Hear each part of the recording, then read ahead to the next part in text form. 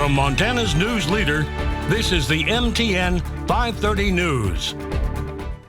Hi everybody, Scott Breen here. Coming up in sports, we meet Rocky's oldest and heaviest football player. He's over 300 pounds, and oh, by the way, he's also married. And we'll take you on a quick spin around Billings to show you the latest on a scenic and safe trail for all. Good evening, everyone. Thanks for starting your week with us. I'm Jeanelle Slade. Well, the transportation industry is another in a long line impacted by the COVID-19 pandemic. Look behind the Jefferson Lines Depot in Billings, and you'll see plenty of buses, but you won't see enough people to drive them. As Q2's Casey Conlon found out, the lack of drivers is starting to affect high school sports. We ended up last minute getting 3 travel vans, and the coaches had to drive. That's how Matt Wagner's season started as a Laurel soccer parent. Yeah, it was a close call for us, missing some of our first couple games. It's getting closer by the day for almost every school in the state. We've had some of this going on for the past couple of years. But nothing like this. Nothing like this. No, we're anticipating it getting worse. So far, no SD2 high school games have been canceled, but the maneuvering never seems to end. You know, we're going to have to use Mondays and Wednesdays, which we haven't used in the past. Sometimes maybe 3 games in a week or, 2 games in a row that you didn't expect. A driver can only work 15 hours in a day. He can only drive 10 hours a day. When you think of a sports trip, there's some of them that'll leave here at 6 o'clock in the morning, may not get back till 10:30, 11 o'clock at night. The first solution? Find more drivers. Are you guys looking to hire more drivers? Always. Yeah, right now I have 2 full-time positions open. For someone just off the street, what does that timeline look like? If they're really motivated, probably 6 to 8 weeks. The process is fairly simple. You have to take a written CDL permit test at a Montana driver's license station. Once you pass, submit an application with a company like Jefferson, and they'll provide training until you're ready to take the state driving test. Once you pass that, you're good to go. But many parents would opt for solution 2, drive their kids themselves. Kalispell Glacier High School has already enacted it.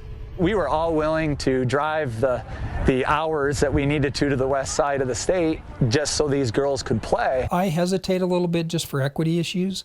There are some families who just can't do that.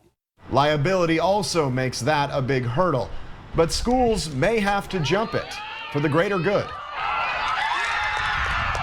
These kids deserve to play.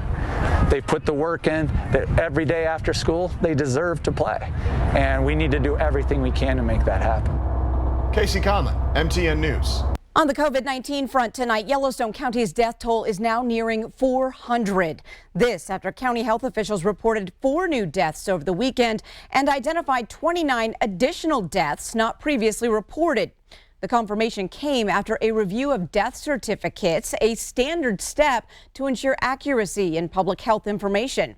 Now, Yellowstone County added 234 new cases over the weekend, and there are currently 145 patients in the 2 Billings hospitals. We're also taking time to remember General Colin Powell, who passed away early this morning due to complications from COVID-19. Powell, a Vietnam War veteran and 4-star general, served Democratic and Republican presidents in war and in peace. Montana Governor Greg Gianforte has ordered all state flags to be flown at half-staff until Friday in honor of Powell. We will have more on his life tonight at 10 o'clock. And in political news, even though a legal memo says Republican legislative leaders do not have the power to appoint a House Senate committee to investigate election security in Montana, it hasn't stopped supporters from looking for alternative ways to conduct it.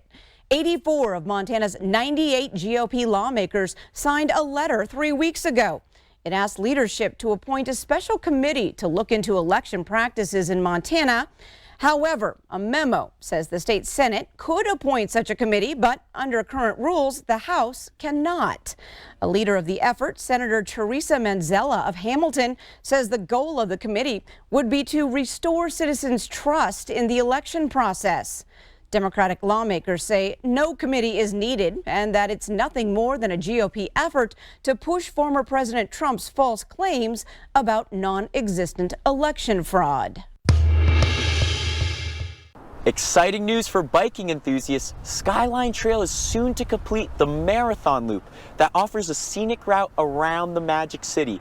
Gear up and get ready for a good workout. We have a really active community, lots of runners, walkers, bicyclists, lots of families, lots of elderly, and so many people love to use the trails. The marathon loop around Billings is about 68% complete.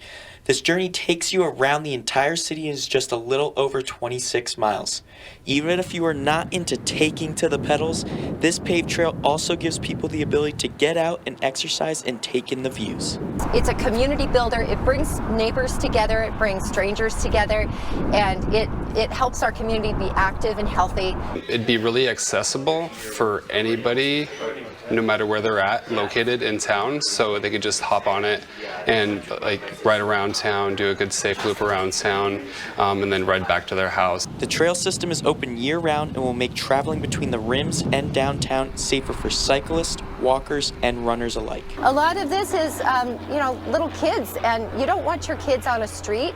You want them on a safe trail, and so having them able to be away, separated from traffic with a lot of green space in between where there's high-speed traffic and then a nice quiet trail. Another area of concern for bicyclists is Zimmerman Trail. It's just kind of a pretty scary feeling, just having a lot of trust in the drivers around town on that. So and in the afternoon, it's just really busy with just crazy traffic. So if we could just eliminate that part of it, it's already pretty narrow on that road. So just eliminating that and hopping on a trail could connect the pathways from 32nd Street on up on top of the rim rocks, then that'd be really cool. Christy says she hopes the trail will be complete within the next 10 years. For more information and to see the map of the entire trail, check it out at KTVQ.com. In Billings, Matthew Hidalgo, MTN News. And we now bring in Chief Meteorologist Ed McIntosh. A beautiful day and honestly an amazing fall weekend. And I hear you have some nice photos to prove it. Yeah, thanks to our viewers. Let's start off with this one. How about all the little woodland creatures? Yes, that's an awe picture there for sure. Let's take a look. These guys, they know that the start of general hunting season is on Saturday, so they're clearing out of the place. Also, some shots up into the mountains. Nothing's prettier than the crazies once they start to get some snow. Thanks, Dave, for sharing that picture. And some snow also into the Beartooth, where we're going to add more mountain snow here as we start getting from tonight into tomorrow. If you have pictures to share, you can use our free app to send them to us, or you can also email us at weather@ktvq.com. More moments in the forecast coming up in a few minutes. Well, today marks the 86th anniversary of the 1935 earthquake that shook Helena. The 6.2 magnitude quake killed 4 people, injured several others, and left behind nearly $3 million in damage. MTN's Phoenix O'Connor has more about the mark that the big shake left on the state's capital. Just before 10 p.m. on the night of October 18, 1935, the ground under Helena began to shake. This really strong 6.2 earthquake hit. Ellen Baumler, who is an author and local historian, she shares the story of a group of sisters who survived the quake. The 5 of them came to Helena with the mission of taking orphans, other children, and the sick. The first teaching hospital, and they built the first orphanage.